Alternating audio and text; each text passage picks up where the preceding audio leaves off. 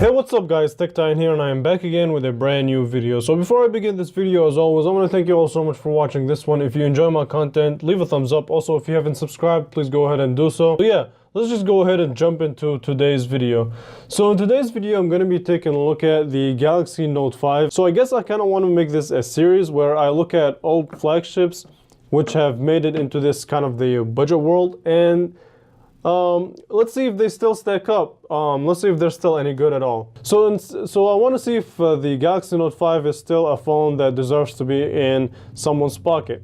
And so you can get this phone for around $150 to $200, brand new.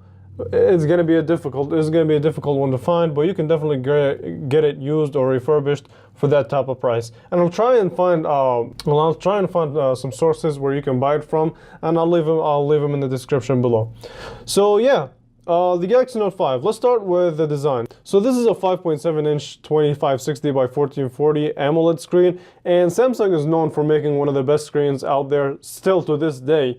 Bright, the colors are saturated, it's an AMOLED screen.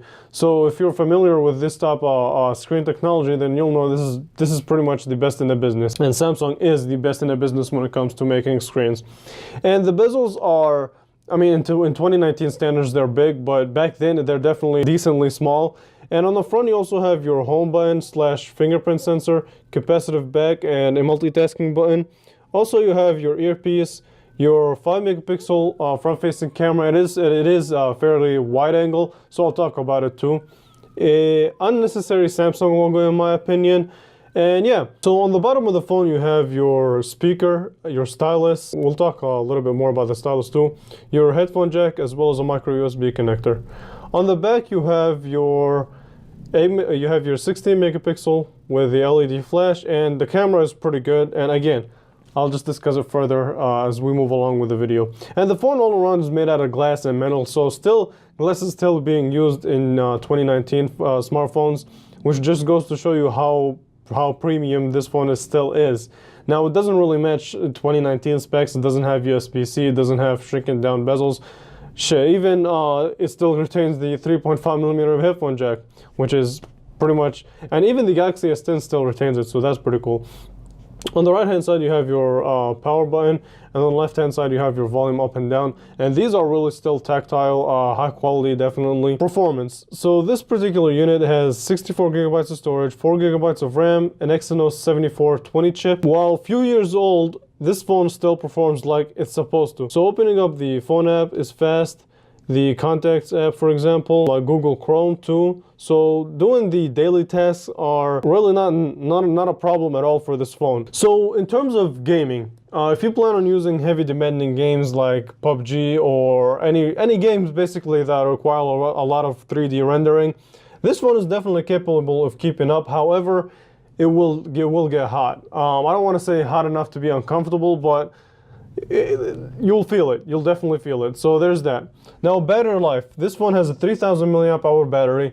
It's a little bit below average. I want to say that it makes up for it in because it does support quick charge, and it does actually support wireless charging. So there you go. So also the other thing that I want to discuss is the camera. So the camera, as I said, it has a 16 megapixel sensor and a 5 megapixel front-facing sensor, and the camera is pretty good.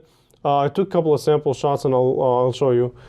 Okay, so this is basically a test of sharpness and detail, and it's pretty sharp. The focus on here is it's okay. I want to say that I tried to focus here, but it also captured a couple of the shots, so it didn't really give you that bokeh effect. And this one doesn't have any portrait mode or anything like that, but I feel like I was close enough for the background to be blurred even more, but it's whatever. It's not really that big of a deal.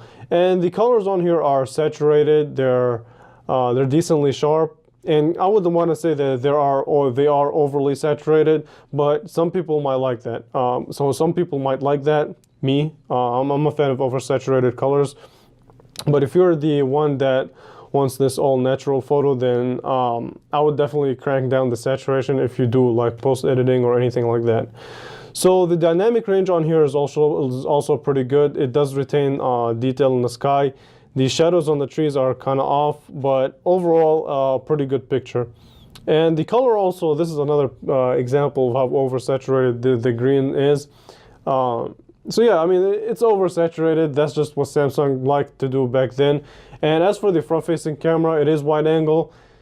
It kind of softens up the face a little bit. I would highly recommend turning off beauty mode if you want to take, I don't know, natural selfies. But as for everything else, it's decently sharp. It's definitely better than LG cameras back then, because the front-facing cameras were horrible, but that's besides the point. Okay, so the other thing that I wanted to discuss is the stylus. So this is the Note 5 after all, and it does come with a stylus. Me personally, I'm not a fan of it. I mean, it's there, it's just an additional feature, and it's pretty cool. I mean, I don't know how many people would just get out of the stylus and start writing stuff on their phone for whatever reason. It's still, hey, you still have it. You can still use it like to just function over the phone and things like that, but I don't know. It's just not for me personally. So yeah, I mean, it does have pretty cool features like Action Memo, Smart Select, Screen Write, S Note, Translate, and you can add different shortcuts and whatever. You have plenty of options. I mean, you get a lot of options. So you can add the YouTube shortcut if you want. I don't know. Like I said, me personally, I'm not a fan of it. No, I don't want to say I'm not a fan of it. It's just not for me. I don't really use it that much. I didn't really find myself using it that much. Okay, so the speaker. The speaker on this phone is not really that good. I'm glad that it has the headphone jack. If it didn't, then unless you have Bluetooth headsets, the speaker is horrible. So I'll let you guys listen to them.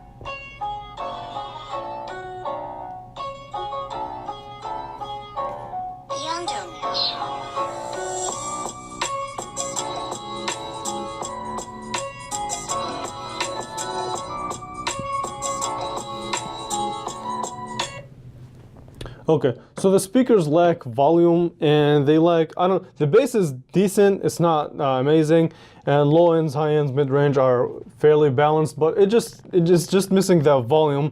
And I feel like with front facing, if they were front facing, that would have given it that volume, and you can easily block them. But that's not really the point behind this video. The real point behind this video that I wanted to make is that I wanted to show how far, while this is a few years old of Flagship, it still can be used as a budget option, and it's definitely a pretty good one at that. The cons that I have about it is that it's not really future-proof. You still have old connector like micro USB, but you still retain also wireless charging. It's not as fast as today's wireless charging, but you have it as another option of charging the phone. The battery is below average. The performance, now the more you, the performance is still pretty good. It does get a little bit hot, and the pros that I do have about it is that, hey, it's now a budget option. The design is still pretty good. It's not like a 2019 standard design where with shrink and bezels or anything crazy like that, but it still is a pretty good design for what it's worth. You have a stylus if you want to use it. It's an additional option, but yeah, I mean, that's pretty much it. If you guys want to see like comparisons between this and like the J7 or other budget options that have came out in 2019, then definitely let me know. I also do plan on making different comparisons with this phone. If you like the series where I look at old flagships as budget phones, definitely let me know too. I want to do more of those. So yeah, I want to put the phone down. Thank you all so much for watching, and I will catch you guys in the next video. Thanks for watching.